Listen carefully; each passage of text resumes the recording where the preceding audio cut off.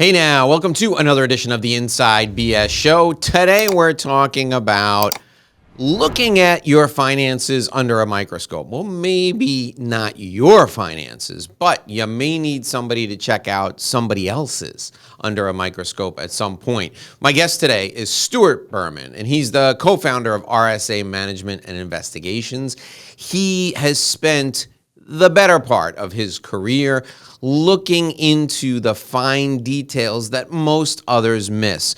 So we're going to ask him today what it takes to get to the bottom of a financial fraud situation, what it takes to get to the bottom of assets that people are trying to hide, and what it takes to uncover sophisticated money laundering plots. You're not going to want to miss this episode of the Inside BS Show. Stuart, welcome to the show. Thank you so much for joining us here today. And Dave, thank you for having me. All right, so tell me, were you the kid who was always watching the other kids to try and figure out what they were doing when you were growing up, and that's how you decided to be the guy who digs into the details of what's going on in the finances of fraudsters? Or was this something that just kind of happened to you as you went about your career? You know, strangely enough, there was a transition to get to this point, and right out of school, I was a Series 7 licensed stockbroker. So I was always a financial type of guy.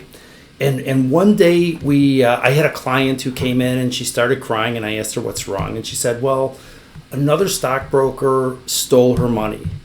And I said, well, you know, that's very, very hard to do. It's a highly regulated industry with state agencies and an association and a federal agency.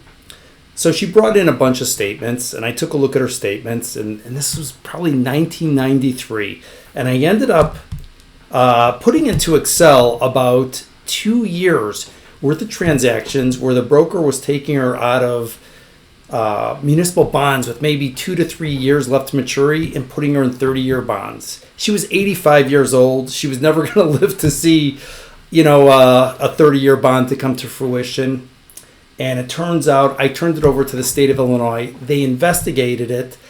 They made my client whole. They made the brokerage firm pay for that. The broker lost his license, and his immediate supervisor lost his license for failure to supervise. 4 months later, the state of Illinois offered me a job to investigate securities fraud. They liked the way that I put together the spreadsheet showing economic damages, the loss that occurred to my client. Wow. Okay. So you were like the kid who's playing pickup baseball in the sand lot, and the scout comes by and goes, "Sign that guy up." Right? That's how it went for you. That's exactly how it went for me. I mean, the offer of employment came out of left field, and I was having a great time doing this and figuring this out for myself. And it was not a career that I had been pursuing, but once it presented itself, I could hardly resist.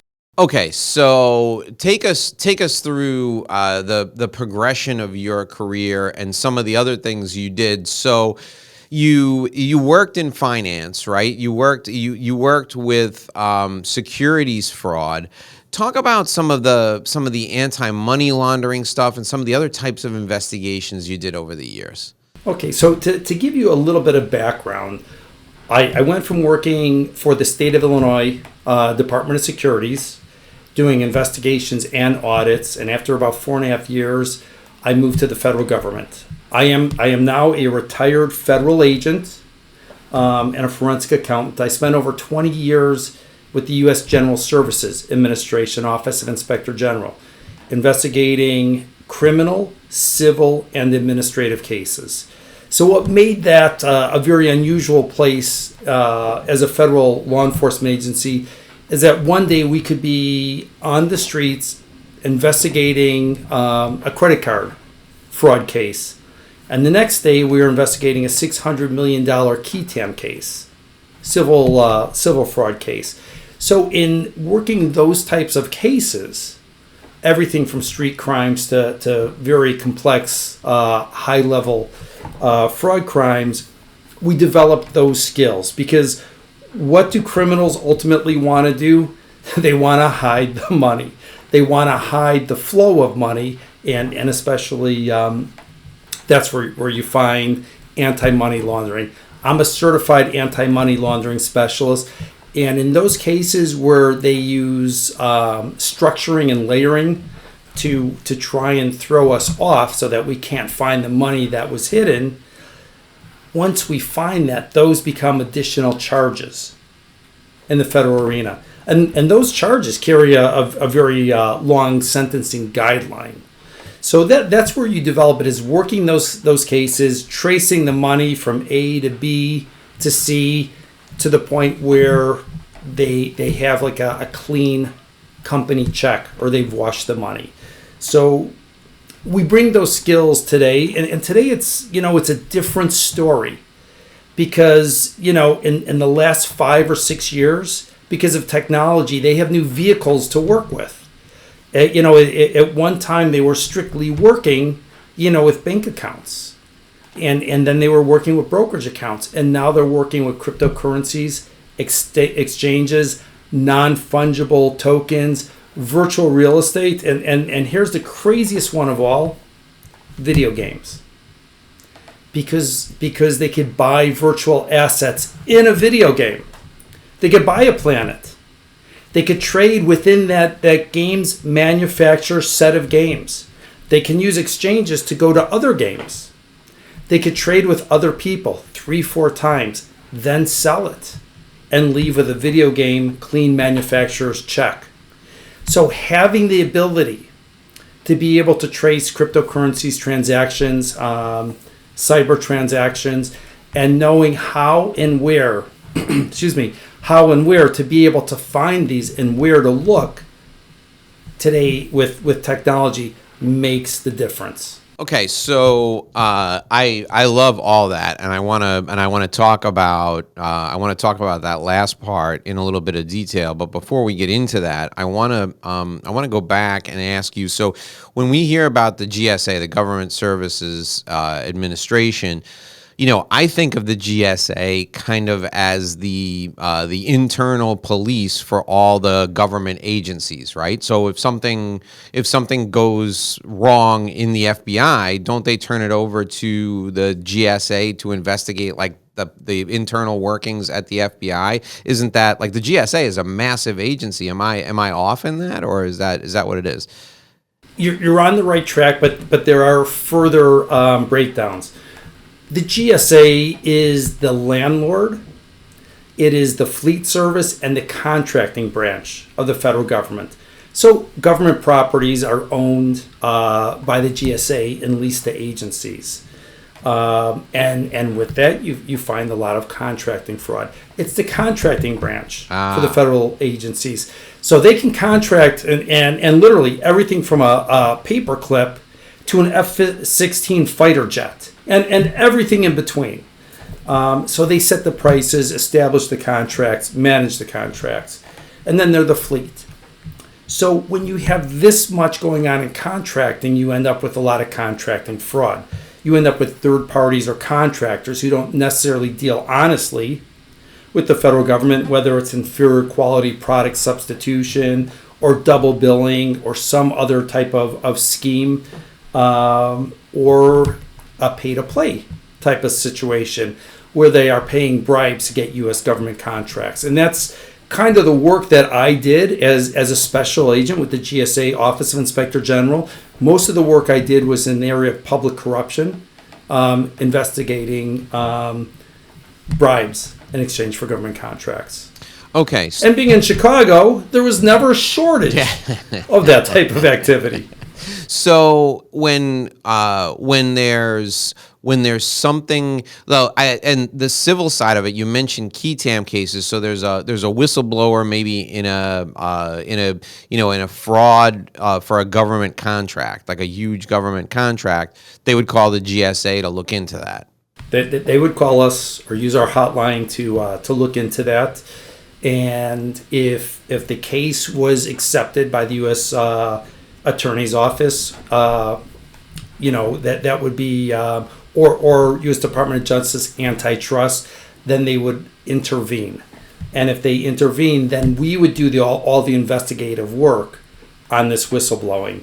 The whistleblowers, or in this case, in a key time case, a whistleblower would be called a relator. They would actually stand to gain financially from any economic damages that we recovered. And with the GSA being the largest contracting branch of the federal government, it was not unusual to see, cases anywhere from $10,000 to $500 million. Sure. All right, now talk about how that relates to what you do today. How is what you do today similar, and how is what you do today different? Okay, that is a great question, Dave. RSA, Risk Management and Investigations. RSA is actually an acronym, and it's a cutesy one at that. It stands for Retired Special Agents. My business partner comes from U.S. Secret Service. We have associates that come from FBI, DOJ, Office of Inspector General, Internal Revenue Service, Criminal Investigations, Department of the Treasury, Office of Inspector General. So what we're trying to do is bring that government training, experience, investigative skills to the area of forensic accounting and private investigations. And sometimes I think of us as the forensic accountant or the private investigator of last resort. So we've worked on, we've established a relationship of working on those cases where it's extremely difficult to find the assets. And again, us knowing where to go, especially in this crypto virtual world, is of tremendous help. The other thing is that because of the relationships that we've developed over the years with other federal investigative agencies and prosecutorial agencies, when we work on these cases and we find fraud, we often discuss the engagement with the attorney in terms of how best we could present this case where they were seeking a civil settlement, how best we could present this to a federal investigative agency, a state investigative agency, a municipal investigative agency, a police department, or a prosecutor, so that the client can be made whole by utilizing, by exposing the fraud and being able to present the evidence and allowing the agencies to seek justice, criminal justice. Okay, so who typically engages you these days? Is it an attorney? Like we were talking just before the show began. We were talking about some of the implications of COVID and how bankruptcy and family law cases have picked up quite a bit.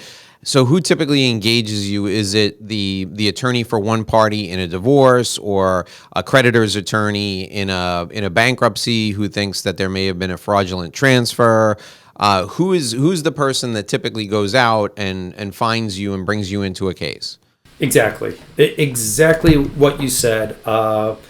In a divorce case, and family law matters are way up since COVID. Maybe that's spending for a period of time, spending that extra 10, 12 hours a day together. People started out really nice, and then they, couples found out that they turned into George Costanza's parents in the process. So that's usually the case. We are engaged by attorneys, and then when it comes to corporate investigations, looking for embezzlement, defalcation, misappropriation of funds, we are usually engaged, by the CFO or counsel for them. And I would say roughly 3/4 of our work is litigation support, civil, in terms of marital law, bankruptcy, fraudulent transfers, white collar criminal defense, and e-discovery type work. And then the balance of that is corporate investigations. and fraud examinations. And does all of your work in some way involve financial issues? There's no, you guys are not the hide in the bushes type private investigators, right? You're more of the green eye shade private investigators, right? Exactly. We are licensed private investigators, and we're licensed in more than one state. But we are not, hiding in the bushes. We are not doing surveillances. But this is something that allows us to investigate cases a little bit more thoroughly. And in the forensic accounting world, they sometimes will add in the interview process, to assist in their investigative work. Whereas years of federal investigative experience, we find it almost impossible not to add in serious interviews and into our investigative work. I mean, that's how we uncover facts. That's how we uncover places to look for assets. That's how we obtain written statements, which greatly assist, especially in the litigation support process. Okay, so Stuart, let's talk a little bit about. I want to get into a little bit about some of the newer, really interesting, sexy types of ways to launder money. You mentioned crypto. You even mentioned like video games, like virtual reality, NFTs. I want to talk about that. I want you to tell us a little bit more about that in just 1 minute. So give that some thought for a minute. I need to remind folks that we're brought to you by Sandrowski Corporate Advisors. For over 35 years, Sandrowski has provided outstanding service to folks on a nationwide basis. And one of the things that Sandrowski does that I think really makes a lot of sense for business owners is they can do a comprehensive tax review of not only your business, but your personal holdings. So let's say you're a business owner and you're planning on selling your business down the road. Well, Sandrowski can help you by helping you restructure your business so that 5 years or more down the road, you're eligible for a qualified small business tax or a qualified small business stock exemption. Now, this is for eligible businesses that do under 50 million in annual revenue, and you have to be structured in a certain way, and there are some industry-based exclusions. So here's the thing you need to do. If you own a business and you do less than $50 million of revenue, and you think that you'll be selling your business at any point in the future, you should give Sandrowski a call because they'll examine your entire corporate structure. They'll look at the tax bracket that you're in personally. They'll look at the taxes that you're paying on your company, and they can help you determine whether or not your entity structure will be eligible for this QSBS, Qualified Small Business Stock Exemption, in the event that you decide to sell your business. And again, it has to be in place 5 years prior to your sale.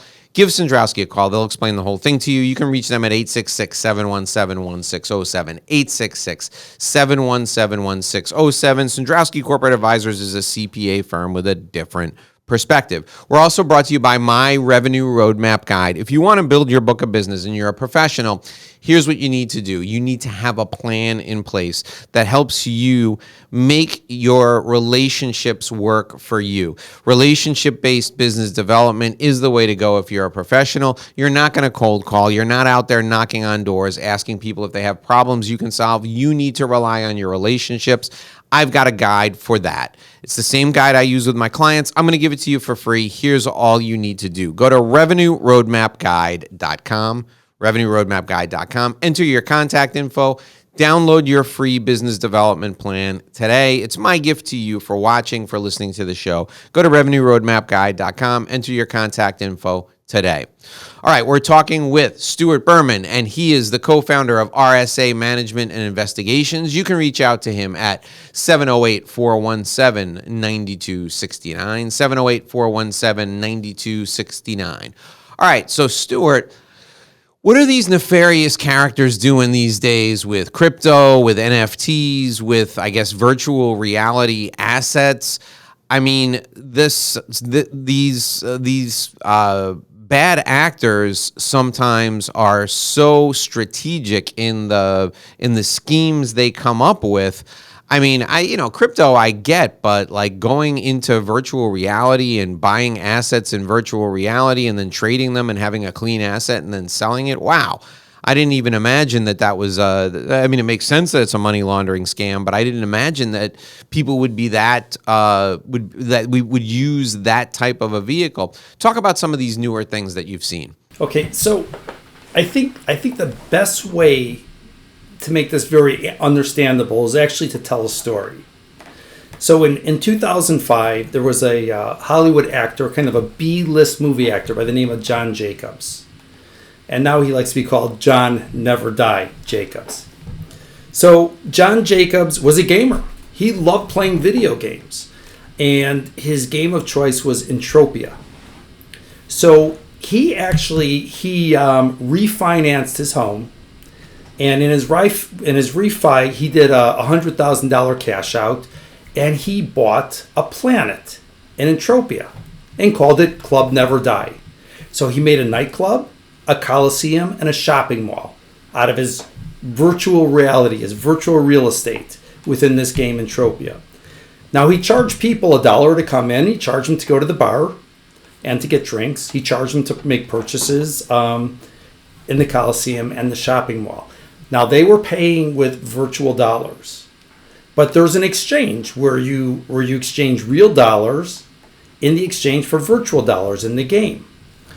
So he buys this planet for $100,000. He averages somewhere between $200,000 and $250,000 a year in revenues.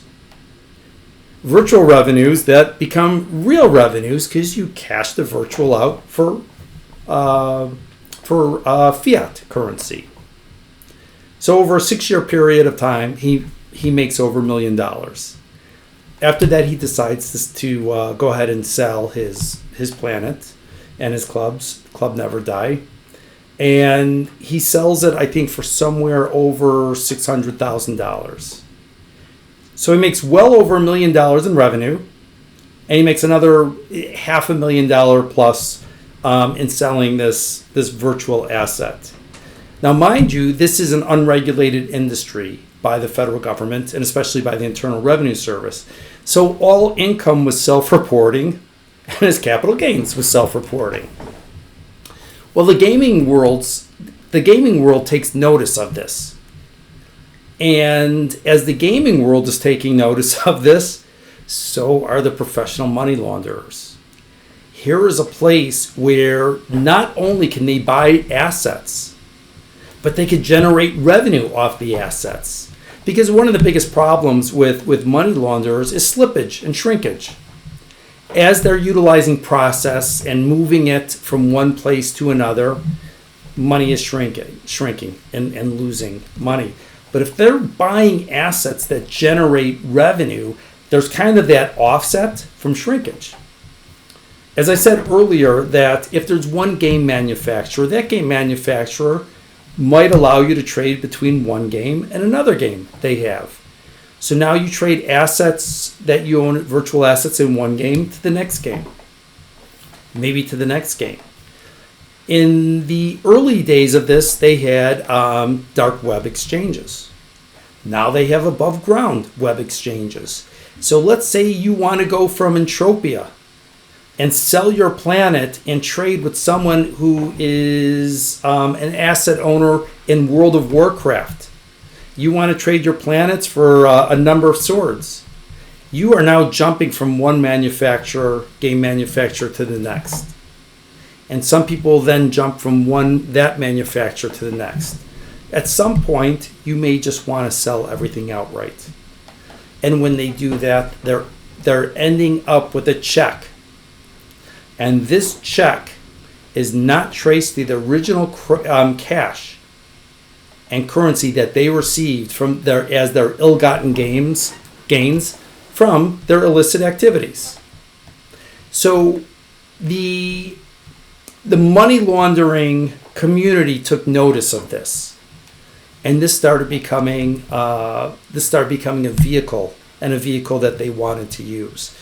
A lot of these games now will let you purchase these assets with the use of cryptocurrencies. So now you're adding one more layer where instead of just looking where in federal investigators would look with subpoenas at money leaving a bank account, they would have to start tracking and tracing money going to cryptocurrency wallets, and maybe from a series of wallets, then onto a game manufacturer. When you take a look at something like these non-fungible tokens, we see creative works of art, virtual works of art, but yet they have ownership and they have value because of perspective, because people decide that they have value. Virtual real estate, people decide that they have value. And in this virtual real estate, you can have rooms where people could join in the rooms. You could have concerts where people could pay to see the concerts. Once again, so we have these revenue generating virtual spaces. And by purchasing one, going to another, and changing forms, each time you change form, you make it harder for someone to follow and to trace. Now, the nice thing about it is today that we have cyber detectives, and we have people, associates as part of our staff, who have been trained on such tools as chain analysis and cipher trace and other tools to be able to go ahead and watch money go from a crypto currency wallet here to here to here to here.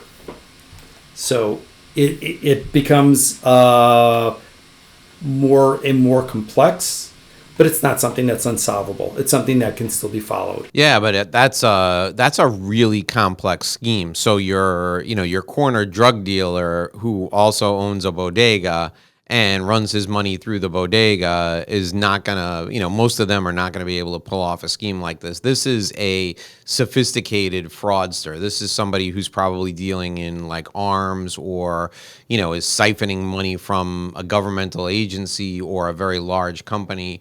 This is something that requires significant intellectual horsepower to pull off, correct? These are very, very advanced financial professionals. There's no question about it.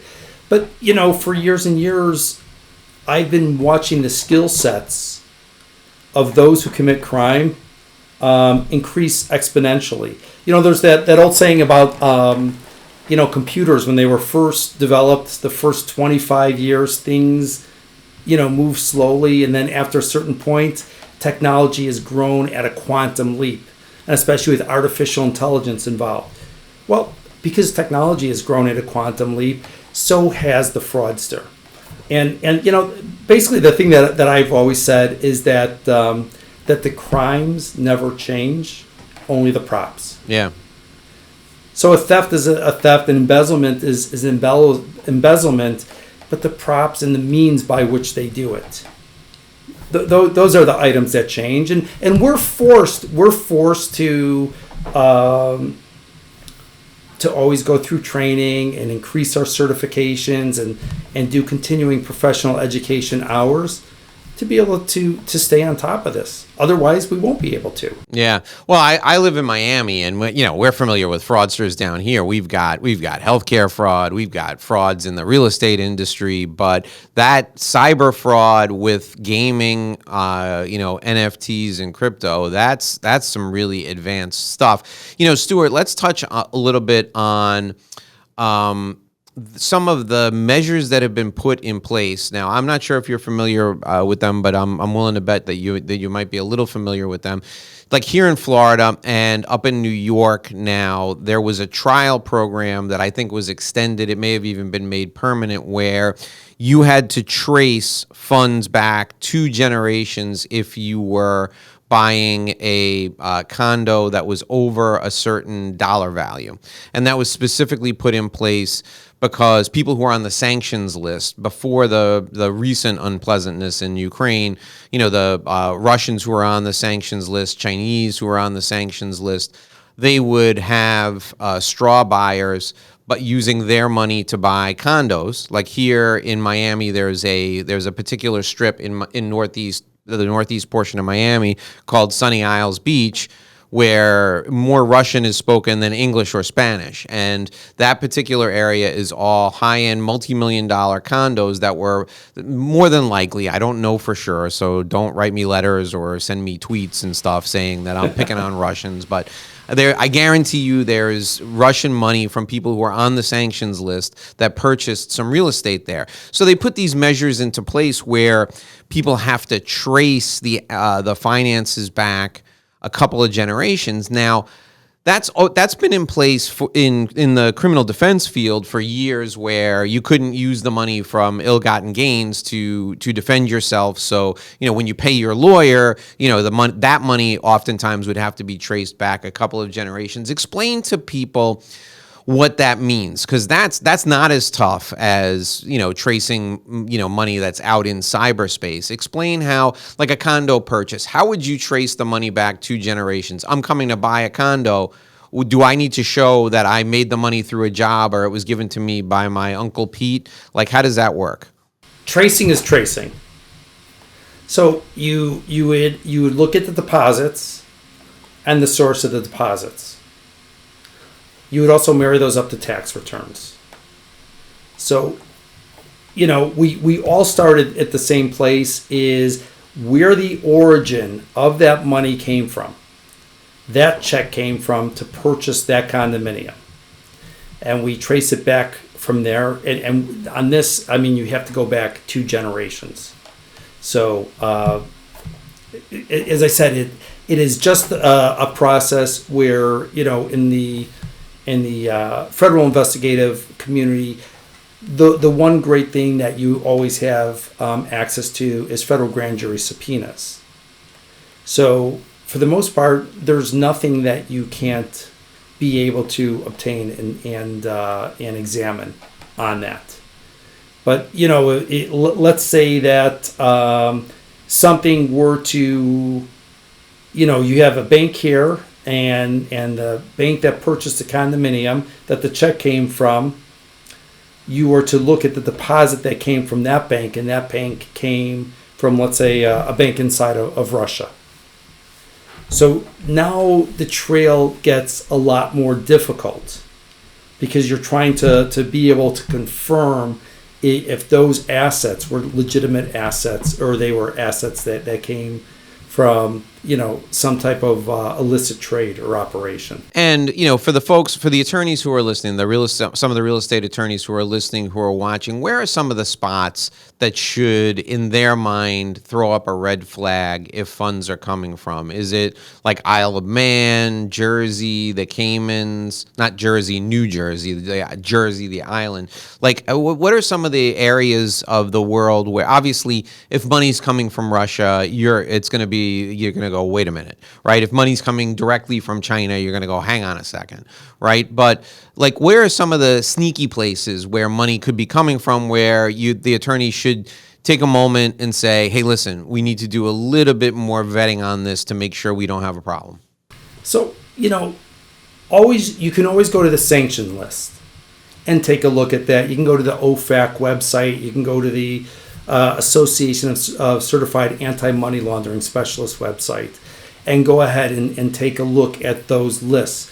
But the truth of the matter is that today, with cryptocurrencies and exchanges everywhere, it's very easy to have money always coming in the United States from the United States.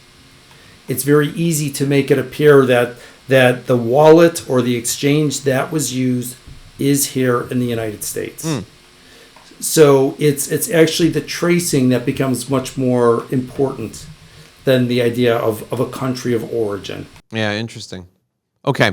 All right, Stuart, I want you to take a minute now and think of 3 things you want people to take away from our time together today. What are 3 things that you want people to remember from our conversation? Take a minute and think about it, while I remind folks that we're brought to you by Sandrowski Corporate Advisors. For over 35 years, Sandrowski has been helping people with tax planning and risk management, as well as family office advisory.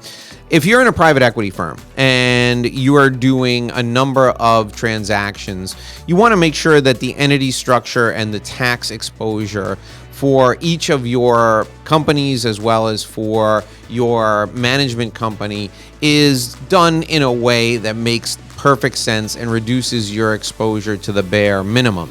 Now, Sandrowski wrote the book on this. They actually have written a book that was published by Wiley on private equity and tax exposure. If you'd like to find out more, or you'd like a copy of this book, give Sandrowski a call today. 866-717-1607 is the number, 866-717-1607. Sandrowski Corporate Advisors, they're a CPA firm with a different perspective. We're also brought to you by My Revenue Roadmap Guide. If you'd like to get a business development plan that is simple, that is really based on relationships, that makes it easy and natural for you to grow your business, go to revenueroadmapguide.com, enter your contact info, get your free copy of the Revenue Roadmap Guide. Get it right now. revenueroadmapguide.com, enter your contact info, download it for free today. All right, so we've been talking with Stuart Berman. He's the co-founder of RSA Management and Investigations. You can reach out to him at 708-417-9269. 708-417-9269. Okay, Stuart, give us the three things you think we should take away from our time together today. All right, well, one, I think that we live in an extremely complex financial world today where people have a lot of tools available to them. And even in situations like family law, people have tools available if they want to try and hide their assets or dissipate assets of a marital estate. So, a deeper dive that I think we have the tools to provide. If you were thinking that something happened, then a deeper dive would be worth it. The second thing is who we are, is RSA Risk Management, Retired Special Agents. We are battle tested.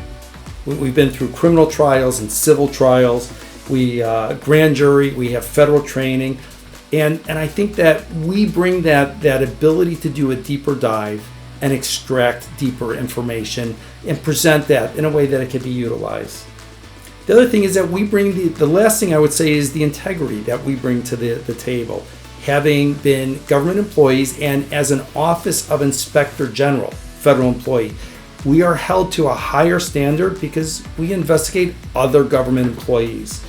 So when we talk to our clients, it's not unusual for us when we're looking at a new prospective matter for us to throw 2-3 hours at something before we tell our client that there's something there. We are always willing to look at something without the meter running, without charging, to see if we can be of help to our client. That's our commitment, and that's the integrity that we bring to the table. All right, Stuart Berman, thank you so much. If you want to reach out to Stuart, you can call 708-417-9269, 708-417-9269. Stuart, thank you so much for joining us today. It was a pleasure having you. Dave, it was a pleasure talking to you today, and next time I'm in Florida, I would love to get together face to face and enjoy the warm weather. All right, and the next time I'm in Chicago, I will do the same. So I look forward to seeing you, Stuart. We'll talk to those of you who are watching again tomorrow. That's right, we're here every day with a brand new interview. My guest today was Stuart Berman from RSA Management and Investigations. You can call Stuart at 708-417-9269. My name is Dave Lorenzo. We'll see you back here again tomorrow. Until then, here's hoping you make a great living and live a great life.